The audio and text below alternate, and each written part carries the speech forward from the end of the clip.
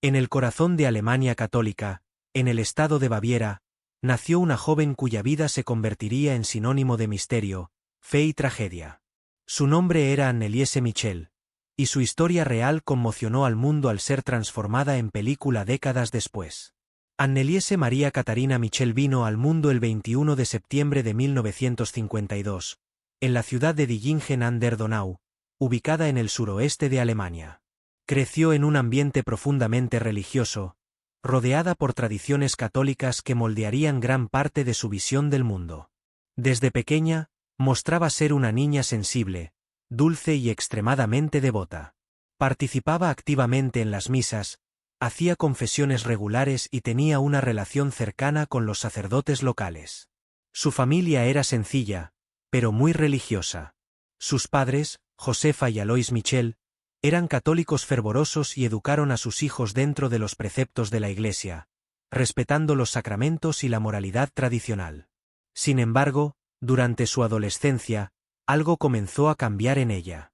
Surgieron síntomas extraños, crisis repentinas, comportamientos incontrolables e incluso ataques físicos violentos. Los primeros episodios comenzaron cuando Anneliese tenía cerca de 16 años. Tenía convulsiones, perdía la consciencia sin motivo aparente y parecía tener momentos de furia inexplicables. Inicialmente, los médicos sospecharon de epilepsia o algún trastorno neurológico. Fue sometida a varios exámenes, tomó medicamentos, pero los síntomas persistieron, e incluso en algunos momentos empeoraron. Con el paso del tiempo, empezó a relatar experiencias aterradoras. Decía ver imágenes terribles, sentir olores repugnantes que nadie más percibía y escuchar voces que la insultaban constantemente. Esas voces, según ella, decían cosas como Dios no te ama, vas al infierno y no hay salvación para ti. Eran palabras cruelmente manipuladoras que corroían su mente y su alma. En casa, los familiares observaban perplejos las transformaciones que ocurrían en ella. A veces parecía normal. Otras veces actuaba de forma completamente alterada, rasgando ropas, rechazando comida y atacando objetos con violencia. Para los padres de Anneliese, estos acontecimientos iban más allá del entendimiento médico. Creían firmemente que su hija estaba poseída por espíritus malignos. Fue entonces cuando recurrieron a la iglesia en busca de ayuda espiritual. Conocían a un sacerdote local llamado Ernstalt, conocido por su celo religioso y por haberse enfrentado a casos inusuales. El padre Alt visitó a la familia y habló directamente con Anneliese. Escuchó con atención sus descripciones, observó sus comportamientos y llegó a una conclusión impactante. Aquello podría ser una posesión demoníaca. Él relató haber sentido una atmósfera pesada y opresiva dentro de la casa de la familia. Dijo que Anneliese presentaba signos clásicos asociados a casos históricos de posesión, como aversión a la hostia y al agua bendita, y una fuerza física superior a lo normal. Con esto, dio inicio a la jornada más oscura en la vida de Anneliese Michel. Una trayectoria que involucraría exorcismos, sufrimiento físico y mental intenso, y un desenlace trágico que conmocionaría a Alemania y al mundo. Los primeros indicios extraños aparecieron alrededor de 1968, cuando Anneliese tenía solo 16 años. Durante una clase en la escuela, cayó repentinamente al suelo teniendo un colapso misterioso que llamó la atención de todos. Llevada rápidamente al hospital, fue sometida a una serie de exámenes neurológicos. Los médicos encontraron algunas anomalías, pero nada que indicara una enfermedad grave o incurable. A pesar de eso, los síntomas continuaron. Episodios de desmayo, gritos en medio de la noche y movimientos involuntarios se hicieron frecuentes. Muchas veces, Anneliese parecía estar consciente, pero incapaz de controlar su cuerpo. Los padres, angustiados y sin respuesta médica satisfactoria, buscaron alternativas fuera de la ciencia. Comenzaron a asistir a iglesias con mayor frecuencia, rezaban frente a imágenes sagradas y pedían oraciones específicas por su hija. En casa, los parientes notaron que ciertos objetos parecían moverse solos cuando Anneliese estaba cerca. Vasos caían de estanterías, luces parpadeaban sin motivo aparente y había un olor constante a azufre en su habitación. Ella misma contaba que veía figuras humanas de mirada vacía apoyadas en su armario. Otras veces, decía escuchar risas bajas provenientes de lugares vacíos. Uno de los momentos más perturbadores ocurrió durante una visita al cementerio local. Al pasar frente a una tumba específica, Anneliese se cayó de rodillas y comenzó a gritar que allí estaba enterrada una persona mala que la perseguía. Este incidente dejó a todos en shock. ¿Cómo podía saber eso? Era algo inexplicable, que iba más allá de la razón. Con el tiempo, los síntomas fueron intensificándose. Empezó a tener fuertes dolores abdominales, vómitos inexplicables e incluso moretones que aparecían de la nada. En una ocasión, durante una consulta médica, Anneliese arrancó los guantes del médico y los rompió con los dientes, mientras decía palabras en latín antiguo, una lengua que nunca había aprendido formalmente. Los médicos quedaron perplejos. Algunos creían que se trataba de un caso de psicosis o esquizofrenia, otros pensaban que podría ser un trastorno disociativo o incluso una simulación consciente. Pero los padres insistían. Había algo sobrenatural ocurriendo con su hija.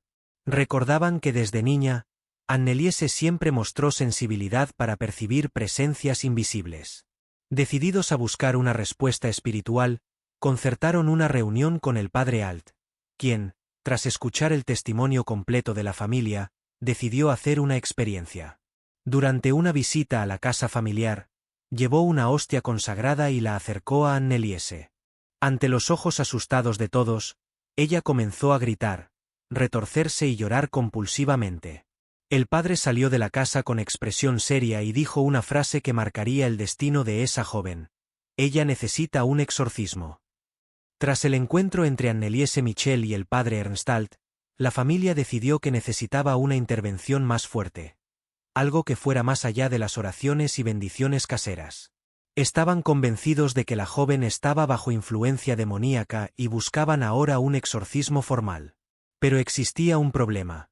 En Alemania de aquella época, los exorcismos eran extremadamente raros y generalmente vistos como prácticas del pasado medieval. La Iglesia Católica no autorizaba fácilmente este tipo de ritual, especialmente en casos que podrían resolverse con ayuda médica o psiquiátrica. A pesar de ello, el padre Alt decidió interceder.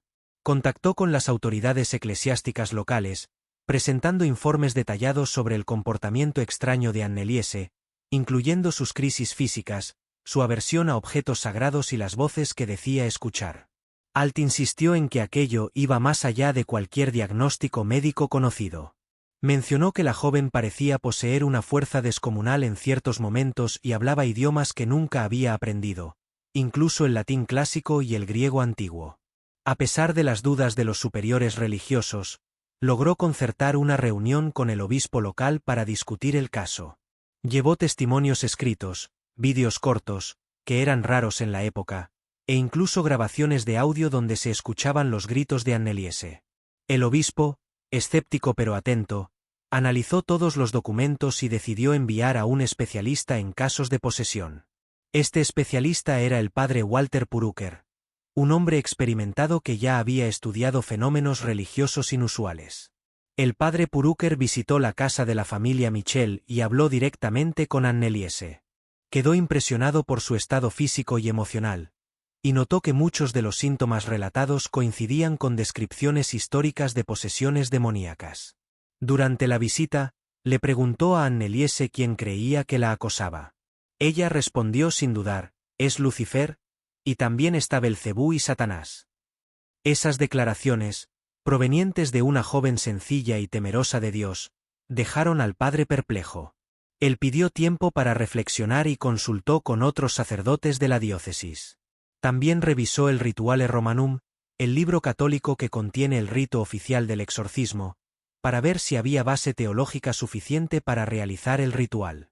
A mediados de 1970, tras meses de análisis y discusión dentro de la jerarquía religiosa local, llegó la respuesta definitiva. El exorcismo sería autorizado, pero únicamente tras cumplirse una serie de condiciones rigurosas. Entre las condiciones, se exigía que Anneliese siguiera siendo acompañada por profesionales médicos, que sus padres firmaran formularios de responsabilidad y que los rituales fueran realizados por 2 sacerdotes entrenados. Además, los exorcismos deberían realizarse en un ambiente controlado y privado, lejos de los ojos del público y de los medios, para evitar cualquier sensacionalismo. Para la familia Michel, esta decisión fue como una luz al final del túnel. Creían que, por fin, la liberación de Anneliese estaba cerca. Se iniciaron los preparativos inmediatamente. Se fijaron fechas, se reunieron materiales sagrados, como agua bendita, hostias consagradas, incienso y Biblias en latín, y se designó una capilla cercana a la ciudad de Klingenberg am Main como el lugar elegido para los rituales. Así, en junio de 1975, dio inicio oficialmente el proceso de exorcismo que duraría más de un año, marcando la historia de Alemania y generando debates éticos, religiosos y científicos que perdurarían por décadas. Con todo preparado, los exorcismos oficiales comenzaron en una pequeña capilla ubicada cerca de la ciudad de Klingenberg am Main, en el interior de Baviera. Cada sesión era conducida por los sacerdotes Ernst Alt y Walter Purucker, ambos entrenados en los rituales tradicionales de la Iglesia Católica. El Rituale Romanum fue seguido al pie de la letra, lecturas bíblicas en latín, uso de agua bendita, incensos, hostias consagradas e invocaciones directas a los ángeles y santos protectores. Al principio, Anneliese parecía responder bien al ritual. Cuando los sacerdotes recitaban las oraciones, se calmaba durante unos minutos e incluso sonreía tímidamente. Sin embargo, conforme los exorcismos se repetían, su comportamiento comenzó a cambiar radicalmente. Pasó a tener reacciones violentas durante los rituales, gritando palabras obscenas, rasgando ropa y lanzándose contra las paredes. Los sacerdotes notaron que, al usar el agua bendita, Anneliese soltaba gritos agudos, como si estuviera sintiendo dolor físico. Su piel llegaba incluso a humear en algunos puntos, según relatos de los presentes. Uno de los momentos más impactantes ocurrió durante el cuarto exorcismo, cuando Anneliese, sin ningún estímulo aparente, se levantó sola y caminó hacia atrás hasta el altar, donde escupió sobre la hostia. Ella afirmaba no poder controlar estas acciones, diciendo que ellos, los demonios, la obligaban a hacerlo. Se llamaba a sí misma sierva del infierno y decía que Dios la había abandonado. Las sesiones eran grabadas en cintas cassette para fines de análisis posterior. En estas grabaciones se escuchaban voces superpuestas a la de Anneliese. Algunas graves, otras susurrantes, todas en diferentes idiomas. Una de ellas, en particular, llamó la atención de los investigadores religiosos. Una voz femenina que hablaba en griego antiguo y decía «Nosotros somos muchos». Esta frase resonaba con los relatos bíblicos del episodio de Jesús expulsando demonios de un hombre poseído. Con el paso de los meses, el cuerpo de Anneliese comenzó a mostrar señales de desgaste físico extremo. Perdió peso rápidamente, tenía moretones inexplicables y con frecuencia sangraba por la nariz y la boca. Sus padres, aunque afligidos, mantenían una fe inquebrantable de que los exorcismos la liberarían. Los sacerdotes también creían que estaban cerca de expulsar a las entidades malignas. Pero algo extraño comenzó a suceder. Cuanto más se realizaban los exorcismos, peor se ponía Anneliese. Sus crisis aumentaron en intensidad y duración, y pasó a dormir menos de 2 horas por noche. Médicos que la seguían advirtieron que la joven corría un serio riesgo de muerte por desnutrición y deshidratación. A pesar de ello, los padres y los sacerdotes decidieron continuar, creyendo que el mal aún no había sido completamente derrotado. Era el comienzo de un desenlace trágico que nadie esperaba, y que pronto conmocionaría a toda Alemania y al mundo religioso. Con los exorcismos haciéndose cada vez más frecuentes, algunas semanas llegaron a tener 3 sesiones. El cuerpo de Anneliese comenzó a mostrar signos claros de agotamiento extremo. Perdió más de 10 kilogramos en pocos meses. Su piel se volvió pálida, sus ojos hundidos y sus manos temblaban constantemente, incluso en momentos de relativa calma. La joven pasó a rechazar alimentos y bebidas durante largos periodos, diciendo que el demonio no la dejaba. En algunos días, bebía solo un vaso de agua y comía migajas de pan. Sus padres, aunque profundamente religiosos, comenzaron a preocuparse por su estado físico. Alternaban entre la fe inquebrantable y la duda cruel sobre si estaban haciendo lo correcto. Los médicos que la seguían desde hacía meses alertaron que Anneliese corría un serio riesgo de muerte por desnutrición y deshidratación. Uno de ellos sugirió internación inmediata, pero los padres se negaron, creyendo que el mal aún no había sido expulsado. Durante las noches, Anneliese sufría ataques violentos. Gritaba palabras incomprensibles, se lanzaba contra las paredes, y en algunos casos, se arañaba la cara hasta sangrar. Los testigos de estas escenas contaban que parecía haber una fuerza invisible dentro de ella, como si algo la estuviera sujetando o moviendo contra su voluntad. En una ocasión, arrancó el crucifijo de la pared y lo lanzó al suelo, gritando: «No quiero rezar más. No quiero a Dios más». Palabras que conmocionaron incluso a los sacerdotes más experimentados. A pesar de ello, mantenía momentos de lucidez.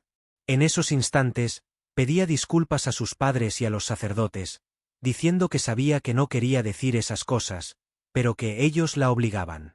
Una de las partes más tristes de la historia es que Anneliese nunca perdió totalmente la conciencia de sí misma. Incluso poseída, sentía vergüenza de sus actos y lloraba compulsivamente tras cada crisis. Sus familiares y amigos notaron que evitaba los espejos, afirmando ver reflejos distorsionados de personas que no existían. En ciertas noches, decía que Lucifer aparecía ante ella y la amenazaba. La presión psicológica era tan grande que desarrolló heridas en la boca y la garganta debido a los gritos constantes y la falta de hidratación. El padre Alt intentaba mantener la calma y la fe, pero confesó en notas personales que temía por la vida de Anneliese. Escribió: «Ella parece estar siendo consumida por algo más allá de nuestro entendimiento». Aún así, continuaron los rituales, convencidos de que la liberación estaba cerca. Pero con el tiempo, una pregunta silenciosa comenzaba a surgir en las mentes de todos. ¿Y si los exorcismos estaban causando más daño que bien? Este sería el inicio de un debate moral y religioso que persistiría mucho después de la muerte de Anneliese Michel. Conforme los meses pasaban, el caso de Anneliese Michel comenzó a ganar notoriedad fuera del círculo religioso inmediato. Vecinos y conocidos empezaron a comentar los extraños acontecimientos en la casa familiar. Algunos residentes de la pequeña ciudad de Klingenberg am Main decían haber escuchado gritos provenientes de la vivienda durante la noche. Otros afirmaban haber visto objetos volando por la ventana o percibido olores inexplicables al pasar cerca de la casa. Estos relatos llamaron la atención de la prensa local, que comenzó a investigar discretamente lo que estaba sucediendo con aquella joven católica cuya vida parecía sacada de una película de terror. A mediados de 1975, un artículo local publicó una nota anónima describiendo el caso como un misterio sobrenatural que involucra fe, medicina y tragedia. El texto generó gran repercusión dentro y fuera de Alemania. Especialistas en salud mental y teólogos empezaron a debatir públicamente si lo que le ocurría a Anneliese era correcto. Muchos preguntaban: ¿realmente se trataba de una posesión o solo de un trastorno psiquiátrico grave? Médicos locales declararon abiertamente que la joven debería estar internada en un hospital psiquiátrico, recibiendo tratamiento médico adecuado, y no sometida a rituales religiosos intensivos. Un artículo publicado por una revista médica alemana afirmaba que los síntomas presentados por Anneliese eran compatibles con epilepsia refractaria asociada a crisis psicóticas, algo que podría controlarse con medicación y acompañamiento profesional. A pesar de esto, los padres Alt y Purucker mantenían firme su posición. El caso iba más allá de la ciencia. Afirmaban haber testificado fenómenos inexplicables, como cambios bruscos de voz, movimientos involuntarios e incluso levitación. La Iglesia Católica, ante la creciente presión pública, decidió intervenir. Un representante arquidiocesano fue enviado para revisar todo el proceso del exorcismo y verificar si los rituales estaban siendo realizados dentro de las normas canónicas. Tras una inspección minuciosa, el emisario concluyó que los exorcismos estaban siendo conducidos correctamente, siguiendo todos los protocolos establecidos por el Rituale Romanum. Esto reforzó aún más la legitimidad de los rituales ante los fieles. No obstante, también recomendó que se realizara un seguimiento médico paralelo, algo que ya venía siendo descuidado desde el inicio del proceso. Los padres de Anneliese resistieron la idea. Para ellos, la medicina había fallado repetidamente. Creían firmemente que solo la fe y los exorcismos podrían liberar a su hija. Entretanto, la salud física de Anneliese empeoraba cada vez más. Casi no podía mantenerse en pie, tenía arritmias cardíacas constantes y frecuentemente entraba en estado de shock tras los exorcismos más largos. Aún así, los rituales continuaron. Cada sesión estaba marcada por gritos, convulsiones y palabras en idiomas antiguos.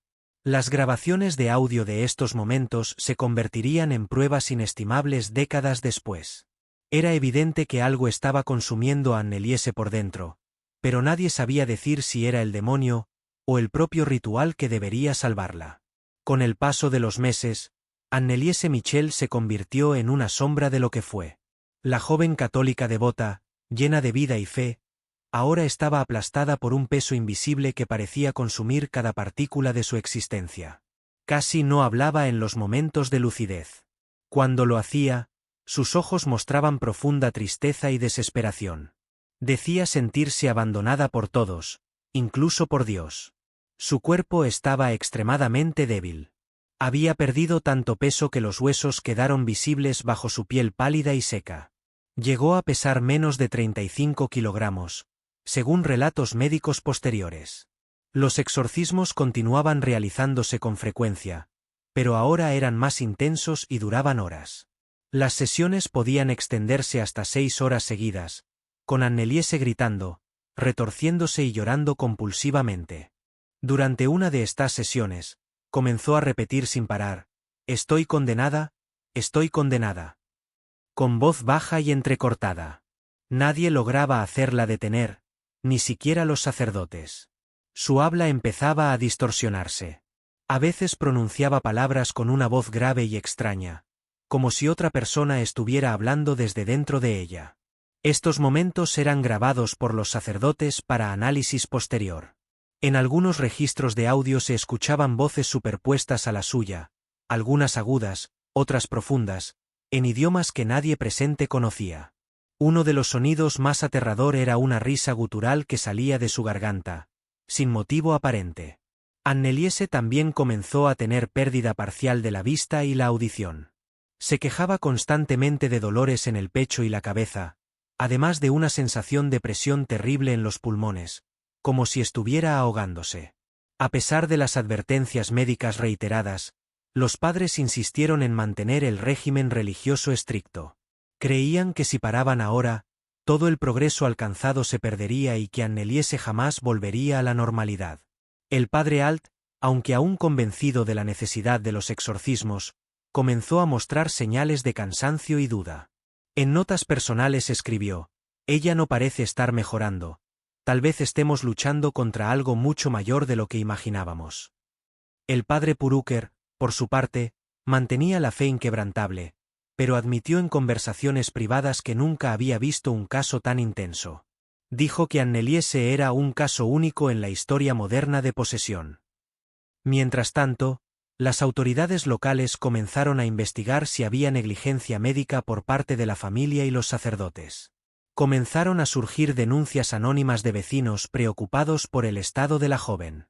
Una enfermera que visitó la casa cierta vez reportó a la policía que encontró a Anneliese atada a una silla, con marcas de moretones en las piernas y brazos. Dijo que la joven estaba deshidratada y temblaba violentamente. A pesar de eso, los padres negaron cualquier acusación.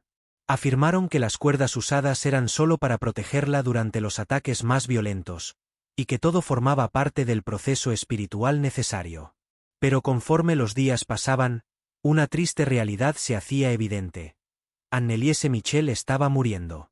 Y nadie sabía si era por la fuerza del mal, o por las manos de quienes intentaban salvarla.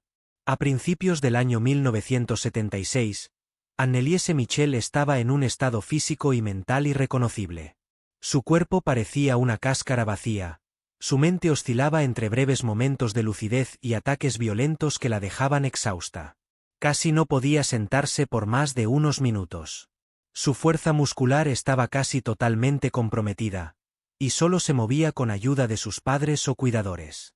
Los exorcismos continuaban realizándose, pero ahora con menos frecuencia, no por elección de los sacerdotes o la familia, sino por la extrema fragilidad de la joven.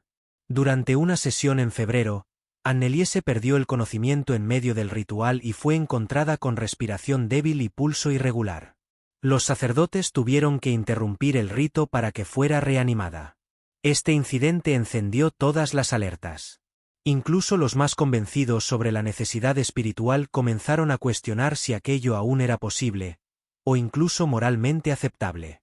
Un médico local, quien había intentado en numerosas ocasiones convencer a la familia de internar a Anneliese, declaró públicamente: «Esta joven está muriendo de hambre y agotamiento. Necesita un hospital, no un exorcismo». Pero los padres, firmes en su fe, rechazaron cualquier intervención médica más allá de lo básico. Decían que el alma de Anneliese aún no estaba libre y que, si paraban ahora, todo estaría perdido. La joven, en los raros momentos en que hablaba conscientemente, pedía agua y comida, pero poco después decía que ellos no le permitían comer. Llegaba incluso a vomitar cuando intentaba tragar algo. En marzo de 1976, tuvo una hemorragia nasal intensa durante la noche. Sangraba tanto que manchó las paredes y el suelo de su habitación. Fue necesario limpiar el lugar varias veces esa misma semana. A mediados de abril, comenzó a presentar signos claros de insuficiencia renal. No orinaba desde hacía días y se quejaba de terribles dolores abdominales. Su lengua estaba hinchada y seca, y sus ojos parecían opacos. A pesar de ello, los rituales religiosos continuaron. Sacerdotes visitaban la casa diariamente, rezaban junto a ella, hacían lecturas bíblicas y recitaban oraciones de protección. Una de las últimas cosas que Anneliese dijo conscientemente fue: «Voy a morir, y voy al infierno». Palabras que conmocionaron profundamente a sus familiares y a los sacerdotes presentes. Lloró en voz baja mientras decía esto, como si supiera que su fin estaba próximo, pero se sintiera condenada a un destino del cual no podría escapar. En los últimos días de vida, dormía prácticamente todo el tiempo. Cuando despertaba, tenía crisis tan fuertes que necesitaban atarla a la cama para evitar que se lastimara gravemente. Era evidente para todos que Anneliese estaba llegando al límite máximo de resistencia humana. Algunos pensaban que luchaba contra algo invisible. Otros creían que simplemente no habían hecho lo suficiente para salvarla. En la madrugada del 1 de julio de 1976, en Klingenberg am Main, Alemania, Anneliese Michel dio su último suspiro. Tenía solo 23 años y había pasado los últimos meses en un estado físico y mental extremadamente deteriorado. Estaba en su cama, rodeada por sus padres y algunos familiares cercanos. Los padres Alt y Purucker también estaban presentes, rezando en voz baja a su lado en los momentos finales. Su cuerpo ya no respondía a los estímulos desde hacía días. Respiraba con dificultad, y cuando lo hacía, era con un esfuerzo visible y doloroso. Según relatos de los presentes, antes de fallecer, Anneliese habría dicho, con una voz casi inaudible: «Me voy a ver a mis ángeles». Esas palabras trajeron un breve alivio a la familia, como si hubiera encontrado algo de paz al final. La causa oficial de la muerte fue registrada como insuficiencia nutricional grave y deshidratación extrema, agravadas por complicaciones renales y cardíacas. En otras palabras, Anneliese murió de hambre y sed, tras meses sin alimentación adecuada. Para muchos, fue un caso de negligencia médica y religiosa. Para otros, una tragedia espiritual que mostraba el poder de las tinieblas sobre los seres humanos. El cuerpo de Anneliese fue preparado para el funeral dentro de las tradiciones católicas locales. Fue vestida con ropas blancas, símbolo de pureza, y una corona de flores fue colocada en su cabeza. Su entierro ocurrió 3 días después, en el cementerio local. Muchos vecinos asistieron, algunos movidos por la fe, otros por la curiosidad o por respeto a la familia. Durante la ceremonia, el padre Alt pronunció palabras emocionadas, diciendo que Anneliese había sido un instrumento de prueba y testimonio de fe. Afirmó que, a pesar del dolor, luchó hasta el final contra algo que nadie podía ver, pero que todos sentían. Algunos fieles dejaron velas y flores en su tumba. Otros simplemente permanecieron en silencio, reflexionando sobre lo que realmente le sucedió. Días después del entierro, comenzaron a surgir historias extrañas sobre el lugar donde Anneliese fue sepultada. Residentes contaban haber escuchado voces provenientes del cementerio, gritos amortiguados, risas susurrantes e incluso palabras en latín. Un visitante nocturno contó haber visto luces extrañas sobre la tumba. Otro dijo haber sentido un frío intenso al pasar cerca de la lápida, incluso en pleno verano. Estos relatos fueron ignorados por las autoridades religiosas y científicas, pero se extendieron rápidamente entre los residentes locales e incluso en la prensa internacional. El caso de Anneliese Michel, aunque terminado físicamente, parecía haber cobrado vida propia. Su historia no había terminado con su muerte, simplemente había cambiado de forma. Y en los años siguientes, este legado oscuro sería revisitado por cineastas, periodistas, teólogos y estudiosos de todo el mundo, convirtiendo a Anneliese en uno de los casos más famosos y debatidos de posesión demoníaca de la historia moderna. La muerte de Anneliese Michel no pasó desapercibida. Rápidamente se convirtió en un caso de repercusión internacional, generando debates sobre religión, salud mental y los límites entre fe y negligencia. En 1978, 2 años después de su muerte, sus padres, Alois y Josefa Michel, junto con los padres Ernstalt y Walter Purucker, fueron acusados de homicidio culposo, es decir, sin intención de matar, pero por omisión de cuidados esenciales a la vida. El juicio fue largo y controversial. Durante meses, médicos, teólogos, vecinos y expertos testimoniaron sobre lo que realmente ocurrió en aquella casa en Klingenberg am Main. Los abogados defensores argumentaron que la familia actuó guiada por la fe y por las instrucciones de los sacerdotes, creyendo genuinamente que ayudaban a Anneliese a liberarse de fuerzas sobrenaturales. Por otro lado, la fiscalía presentó informes médicos que claramente mostraban que Anneliese sufría de epilepsia refractaria y posiblemente un trastorno psicótico, condiciones que podrían haberse tratado con medicamentos y acompañamiento profesional. En 1978, el tribunal dictó su veredicto. Los padres y los 2 sacerdotes fueron condenados a 6 meses de prisión con suspensión condicional. No cumplieron pena efectiva, pero el caso marcó jurisprudencia sobre los límites de la libertad religiosa en el país. El caso también reavivó un debate antiguo dentro de la Iglesia Católica. ¿Hasta dónde puede llegar la fe cuando se enfrenta a la ciencia? ¿Deben los rituales religiosos prevalecer sobre la asistencia médica? En Alemania, el número de solicitudes de exorcismo disminuyó drásticamente en los años siguientes. Muchos obispos reevaluaron los protocolos y exigieron mayor supervisión médica antes de autorizar cualquier ritual de ese tipo. Sin embargo, al mismo tiempo, Anneliese Michel se convirtió en un icono trágico entre grupos religiosos más tradicionales y seguidores de fenómenos paranormales. Algunos creen que fue una verdadera víctima de posesión demoníaca. Otros, que fue víctima de ignorancia y fanatismo religioso. Su historia inspiró varias películas, libros y documentales. La más famosa es El exorcismo de Emily Rose, lanzada en 2005, basada libremente en su caso. La película mezcló elementos reales con ficción, alcanzando un gran éxito mundial. Incluso décadas después, la tumba de Anneliese sigue recibiendo visitas. Algunas personas dejan velas, otras dejan cartas pidiendo protección espiritual. Hay quienes dicen que, en las noches más silenciosas, aún se escuchan murmullos cerca de su lápida. Para muchos, Anneliese fue solo una joven con enfermedad mental mal diagnosticada y tratada. Para otros, vivió una batalla espiritual tan real como física, una batalla de la que no sobrevivió. Sea cual sea la interpretación, una cosa es cierta. Su historia toca la imaginación humana, conmueve profundamente a quienes buscan respuestas sobre el bien y el mal, sobre la razón y la fe. ¿Y usted qué piensa? ¿Fue posesión demoníaca? ¿O simplemente enfermedad mental? Deje su opinión en los comentarios. Queremos saber lo que usted piensa sobre este caso tan complejo y humano. Si le gustó este vídeo y desea ver más historias reales como esta, no olvide me gusta, suscribirse al canal y activar la campana para recibir notificaciones de nuevos vídeos. Tenemos muchas historias intrigantes, misteriosas y reales para compartir con usted.